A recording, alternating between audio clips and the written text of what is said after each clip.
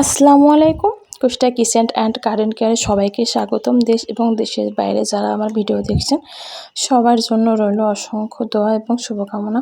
আজকে আমি নিয়ে এসেছি মাছের বারবিকিউ রেসিপি। এটা আমি তেলাপিয়া মাছ দিয়ে করেছি। আর তেলাপিয়া মাছের বারবিকিউটা বেশি মজা লাগে। আর এটা তৈরি করতে যা যা লেগেছে আমি সেই উপকরণগুলো আপনাদেরকে বলে দেবো। তার আগে আমার ভিডিওটি ভালো লাগলে লাইক, কমেন্ট, শেয়ার করবেন।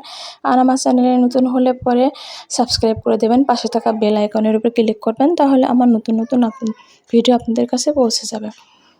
আমি এর জন্য নিয়েছি হলুদের গুঁড়া, মরিচের গুঁড়া, গরম মশলার গুঁড়া, রোস্টের গুঁড়া, আর একটু লবণ, ধনিয়া বাটা, আর হচ্ছে জিরা বাটা।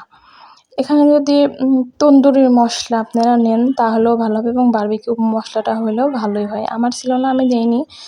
আমার বাসায় যা ছিল তাই দিয়ে আমি তৈরি করেছি। নিয়েছি আরও আদা, রসুন, পেঁয়াজ বাটা, আর এক টুকরা লেবু নিয়েছিলাম। এবারে মাছটাকে খুব ভালো করে ধুয়ে নিয়েছিলাম ভিনিগার দিয়ে 31 মিনিট ভিজিয়ে রেখে, সেটাকে আমি ধুয়ে নিয়ে এখন এটাকে ম্যারিনেট করব। এটা আসলে ম্যারিনেটটাই আসলে প্রধান। আসলে ম্যারিনেট করে অনেক সময় ধরে এটাকে রেখে দিতে হবে।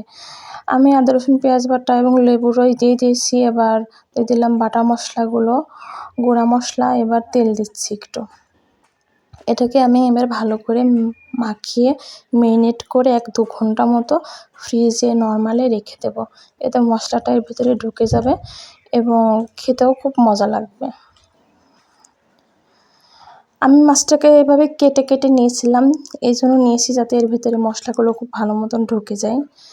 2 ঘন্টা পরে আমি এবার মাছটাকে ভেজে নিচ্ছি। আমি এই কড়াইটাতে নিয়েছি এই জন্যই যে কড়াইটাতে মাছ ভাজা ভালো হয়।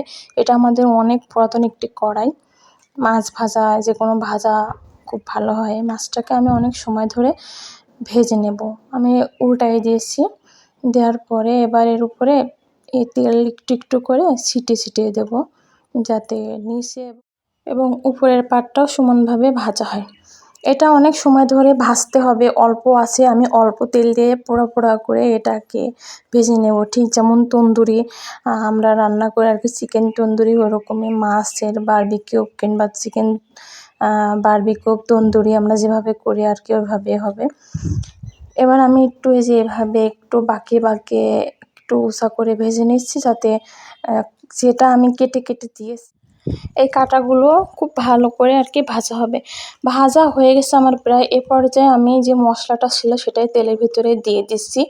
দিয়ে মাছটাকে আমি একটু পানি দেবো, দিয়ে মাছটাকে আমি একটু 2 থেকে 3 মিনিট রান্না করে নেব আর কি।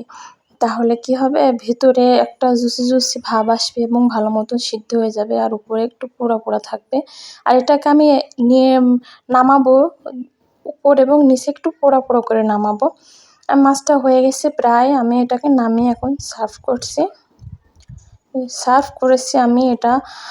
উপরে একটু পেঁয়াজ রিং করে কেটে দিয়েছি আর বেরেস্তা দিয়েছি। এবার আমি মাছটাকে একটু কাঁটা চামচ দিয়ে কেটে দেখাচ্ছি। এই যে ভিতরটা এমন হয়েছে, এবং খেতে অনেক মজা এবং টেস্টি একটি বারবিকিউ। এভাবে আপনারা বাসায় কড়াইতে বারবিকিউ তৈরি করে খেতে পারেন।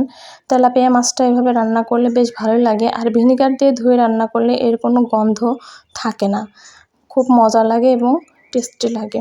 এভাবে চেষ্টা করবেন বাসায় সবাই, আর আমার ভিডিওগুলো দেখবেন। লাইক, কমেন্ট, শেয়ার করবেন, সাবস্ক্রাইব করে দেবেন। আসসালামু আলাইকুম, আল্লাহ হাফেজ।